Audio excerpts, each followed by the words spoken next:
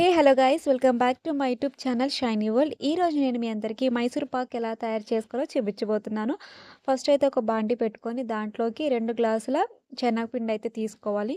మనం ఏ గ్లాస్తో అయితే శనగపిండి తీసుకుంటామో అదే గ్లాస్ తోటి షుగర్ అనేది తీసుకోవాలన్నమాట. ఈ మైసూర్ పాక్కి కంపల్సరీ కొలత అనేది ఉండాలన్నమాట. కొలత లేకుండా చేసుకున్నామంటే ఉత్తినే పాడైపోతుంది. సో ఖచ్చితంగా నేను చెప్పే కొలతను మీరు పాటించినట్లయితే నాలాగే మీరు కూడా మైసూర్ పాక్ అనేది చాలా బాగా చేసుకోవచ్చు.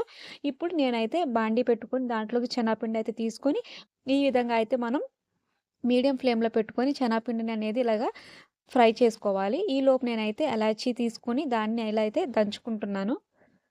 ఇలా పౌడర్ చేసుకొని మనం పక్కన పెట్టుకోవాలనమాట. ముందే మనం ఇయన్నీ ప్రిపేర్ చేసుకొని పక్కన పెట్టుకుంటే మనకి ఈజీగా అయిపోతుంది పని అనేది. ఇప్పుడైతే నేను శనగపిండి ఫ్రై చేసి పక్కన పెట్టుకున్నాను.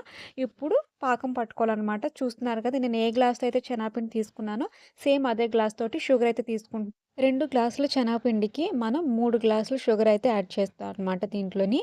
మీకు కావాలనుకుంటే ఇంకో గ్లాస్ యాడ్ చేసుకోవచ్చు. అంటే ఎక్కువగా స్వీట్ తినాలని అనుకున్న వాళ్ళు ఇంకో గ్లాస్ ఎక్స్‌ట్రా యాడ్ చేసుకోవచ్చు. ఏం పర్లేదు. నార్మల్‌గా స్వీట్ కావాలి అనుకుంటే 3 గ్లాసెస్ ఆఫ్ షుగర్ యాడ్ చేస్తే సరిపోతుంది. ఇప్పుడు దీంట్లో కొంచెం వాటర్ పోసుకొని మనం చిగురు పాకం అంటారు కదా! ఆ విధంగా అయితే జిగురుగా ఉండాలనమాట పాకం అనేది.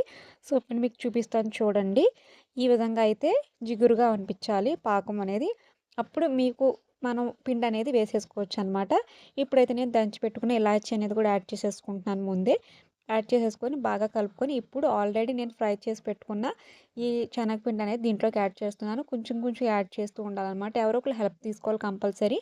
సో, ఇలాగా కంపల్సరీ తిప్పుతూ ఉండాలి. లేకపోతే ఉండలు కట్టేస్తుంది. ఇక్కడే మనం చూసుకోవాలి. ఉండలు కట్టకుండాను. చూస్తున్నారు కదా! మొత్తం అయితే పిండి యాడ్ చేసేసి నేను ఈ విధంగా అయితే మిక్స్ చేసేసుకుంటున్నాను. ఇప్పుడు దీన్ని మనం దగ్గరకొచ్చేంత వరకు తిప్పుతూనే ఉండాలండి. మనం మధ్యలో అస్సలైతే ఆపకూడదు. ఆపేమనుకోండి చిన్న చిన్న ఉండల కింద కట్టేస్తుంది. సో, ఈ మైసూర్ పాక్ అనేది చాలా చాలా టైం పడుతుంది. అండ్ మన దగ్గర లేకపోతే ఉత్తినే మాడిపోతుంది. సో, ఇదంతా recipe credit goes to my మమ్మీయే. దీంట్లోకి ఇప్పుడు నేను కొంచెం నెయ్యి అనేది యాడ్ చేస్తున్నాను. ఇది హోమ్‌మేడ్ నెయ్యండి. సో, చాలా చాలా బావుంటుంది. చాలా టేస్టీగా ఉంటుందనమాట. ఇప్పుడైతే దీంట్లోకి నేను 2 గరిటెల నెయ్యి అయితే ఏస్తున్నాను. మీకు ఇంకెక్కువ కావాలి అనుకుంటే యాడ్ చేసుకోవచ్చనమాట. నెయ్యి అనేది మనకి ఇంత కొలత అనేది ఏమి ఉండదు.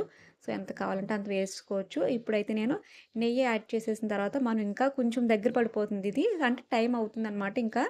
సో, ఈలోపు నేను ఒక ప్లేట్‌కి అయితే కొంచెం నెయ్యి రాసేస్తున్నాను. ఇది ఏ ప్లేట్‌లో అయితే మనం ట్రాన్స్‌ఫర్ చేయాలనుకుంటున్నాం ఆ ప్లేట్‌లోకి అయితే నెయ్యి రాసేసుకుంటే మనకి కట్ చేసుకున్నప్పుడు ఈజీగా వచ్చేస్తుంది మైసూర్ పాక్ అనేది. ఈ విధంగా అయితే ముందే రెడీ చేసి పెట్టుకోవాలి. ఇప్పుడు చూస్తున్నారు కదా! ఈ విధంగా ఇంత దగ్గరికి వస్తేనే మైసూర్ పాక్ అనేది అయిపోయినట్లే. ఇప్పుడైతే స్టవ్ కట్టేసేసి ఇప్పుడు మనం ప్లేట్‌లోకి అయితే ట్రాన్స్‌ఫర్ చేసేసుకుంటే వెంటనే మనం వేడి మీదే మనం ఇలాగా తీసేసుకోవాలి. లేదంటే గట్టి పడిపోయిందనుకోండి అస్సలు రాదు మైసూర్ పాక్ అనేది.